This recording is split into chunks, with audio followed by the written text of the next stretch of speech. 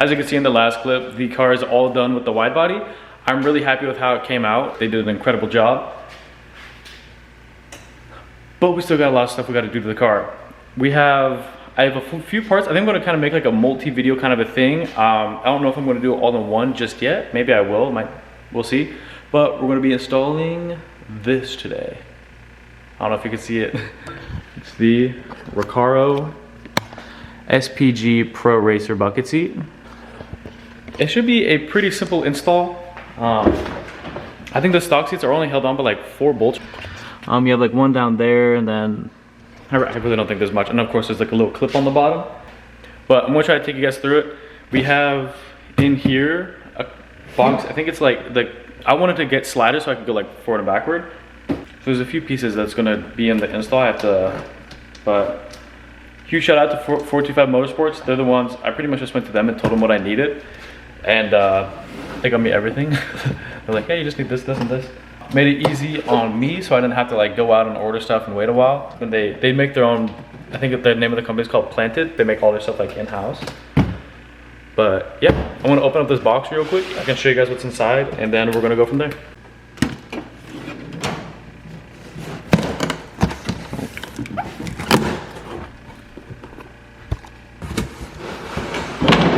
Oh shit. Let's set that down. Sorry, Grogu. Set this right here nice and gently. Don't want to scratch it. Okay.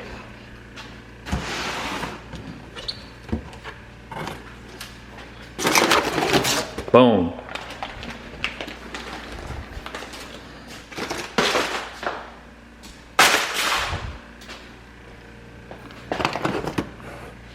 So these are the sliders. Let's set those down.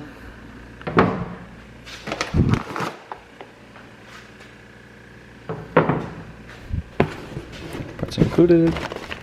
Bunch of hardware. Bunch more hardware.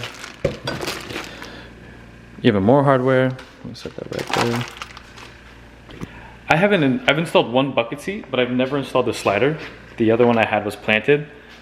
Like literally planted, like you can adjust it at all. So this is gonna be kind of a learning experience, but we're gonna make sure to try and get everything. So if someone wants to do the same thing, they will know how because of this video.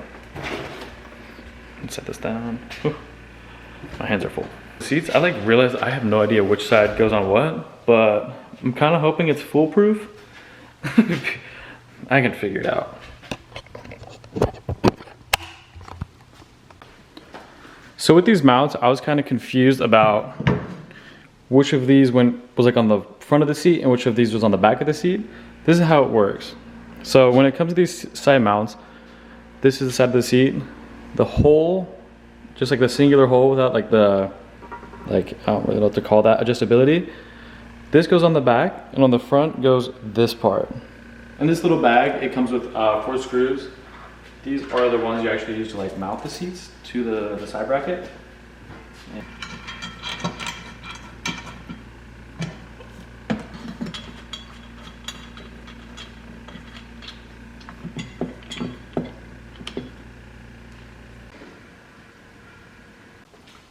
All right, as you can see, the side brackets are now on. It was pretty easy once I just pretty much figured out this part.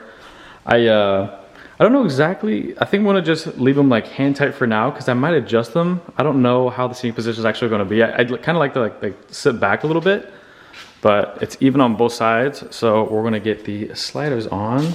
Before I get too into getting like the seat and slider thing figured out because it's a little bit confusing, I'm going to get the actual seat pulled out. It looks pretty simple. There's one like little retaining clip on the seat belt that's attached to the seat, so we're gonna figure that out. But anytime you're ever working with seats or like safety stuff, I always recommend unplug your battery. I'm not sure if you could like blow a fuse or mess something up by not having like the power connected. So always be sure to do that. We're gonna do that right now real quick, just to be safe. Here. So you have a couple of Torx bits, 1, 2, 3, and 4. If you're wondering on the size, it is a, can't really read it. It's a T50. And this was the part I was slightly confused by. I didn't see anything about this. I also haven't really researched it too much. on there, it's like on this little bracket that's connected to the seat itself. So I'm gonna unbolt the seat, and as I'm pulling it out, kind of see if I can just like yank it out. All right, I just realized something. As I'm pulling the two front bolts out, I was gonna scoot the seat forward to get to the back bolts. Oh, sorry, it's a little blur. And I realized that I cannot scoot the seat forward, so I'm gonna plug it back in real quick, the power, and whoops. Perfect. So once you get these 4 pieces out, there's one last little yellow clip down here. You just move that black piece back. Yeah, you just push this down, move this backwards, pulls right out. And then this is like for all the power seat stuff, SRS and whatnot. I think besides the seatbelt, that's the last thing. So I didn't really record me like actually ripping it out of the car. It was it's pretty simple. You just need to make sure the seat is as far forward as it can go, as well as the back of the seat. It like needs to like crunch itself like to the front.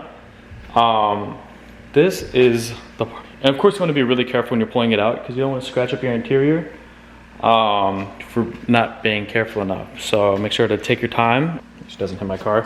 Let's get this off. But this is super easy. This is just like one teeny little harness and then a little Torx bit down here.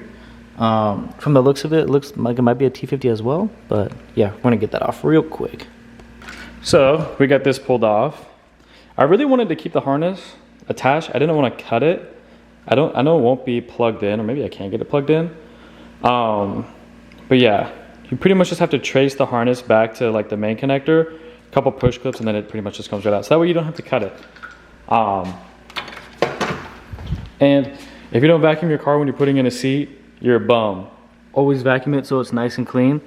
So you can see it's a little bit dirty. It's not that bad, but it is my daily. So I do be dropping stuff in between the seat. I just found something really random. I was like vacuuming and it bumped something. I was always upset when I got this car. I only had one key. There was a key just like chilling under the seat. So that's pretty cool. I don't know how I didn't see it or ever feel it, because I've vacuumed around the bottom of the seat before, but I mean, hey, I'm not complaining. I'm actually finally have a second key. So we're pretty much nearing getting the seat actually in the car. I bought this, so there's the seat bracket, the sliders, and then the bracket to the actual car itself. But for whatever reason, this bracket, it's too wide, so I can't get it to fit like actually under, like it's too wide between here and there. So we're actually just gonna run it without. And what I noticed is when I was actually, I haven't seen this seat in an A90, but when I was actually trying to put it in without the sliders or like right off the bat, the fitment is really, really tight. Like it's barely fitting in there already. So I just kind of lowered the actual, like this part where you can adjust it. Like I lowered this like down to the lowest level. And then this was the lowest level it could go as well, which thankfully is kind of like the seating position I like. But I'm hoping it's enough, because it was pretty high. Like it was hitting against this part.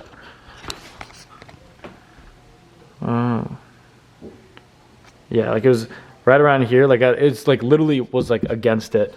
I took off my steering wheel too, just to make it like a little bit easier, just to get the seat in and out. Hopefully it turns out good. Only part I haven't really talked about too was this. I think I talked about how I pretty much just followed the harness back so I didn't have to snip it, and I just unplugged it. But I just have to tighten that up, which is whatever.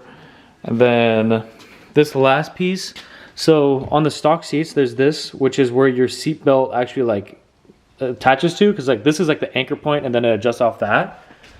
From what I can see, I'm just gonna run a bolt that's big enough to go through the bottom right here, and then remove this silver piece, the actual like clip, and then just essentially bolt it to the actual seat bracket. All right, we pretty much wrapped up the install, and it looks amazing. I just ran into one very minor issue, which I can get fixed, right? Some places open up. Under that clearance, you see where the Torx bit goes? With the bracket, I cannot fit a Torx wrench or anything under it because it's such a tight gap. Here, look at this. Like that is, you can't really tell on camera, but nothing fits in there. I've tried pretty much everything. So I'm just going to pretty much hand tighten it down, and then tomorrow when things are open, because it's pretty late now, I'm just going to get one with like a regular hex head and then just get a wrench in there and just tighten it. But for now, it should be just fine, and the car is looking sick.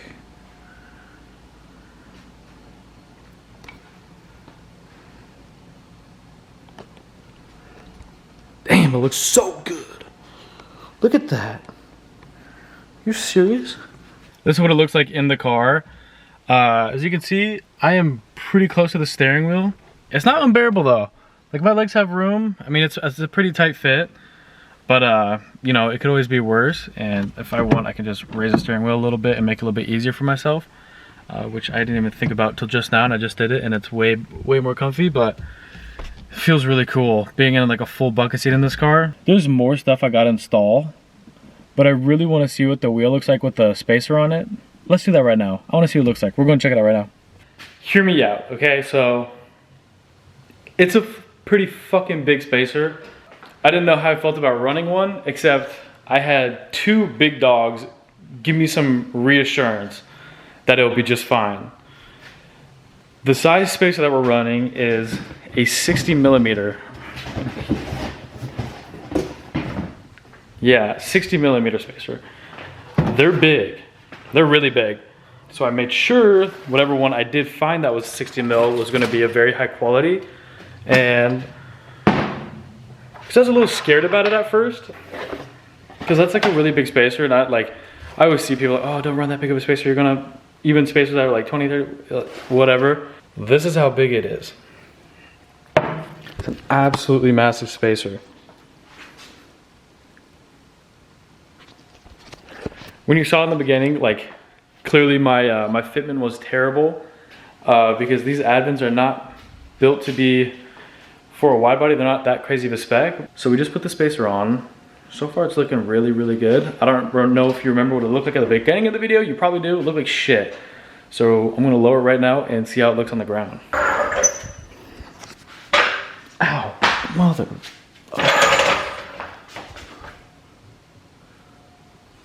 We're going lower, that's for sure. It looks so much better than it did.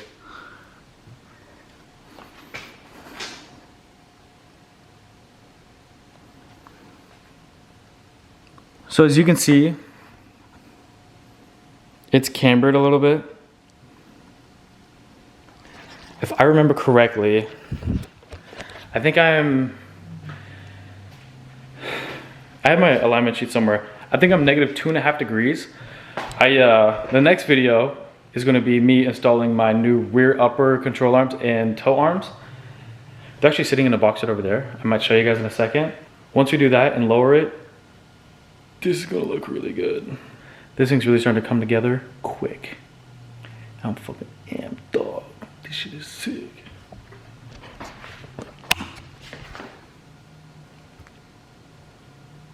You can see like back here, it's cambered in a little bit.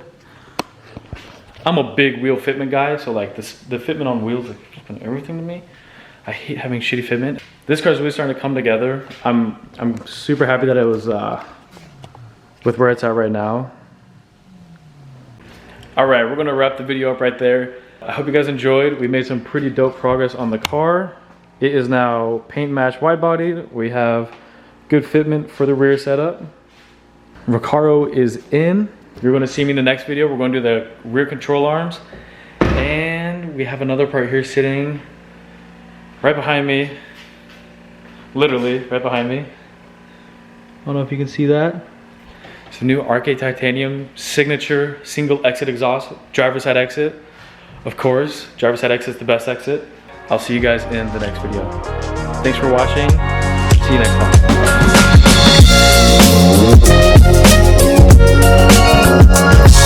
time.